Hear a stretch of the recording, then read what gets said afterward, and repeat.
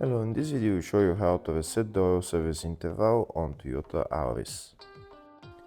When you turn the ignition on, you'll see here on the car it says oil maintenance required. We've already replaced the oil, so now we need to reset the interval. Resetting the oil service interval can be done from the dashboard. Here I'll show you how it's done. It's pretty straightforward. To reset the interval, first you need to turn the ignition off and then press and hold this button while you turn the ignition on.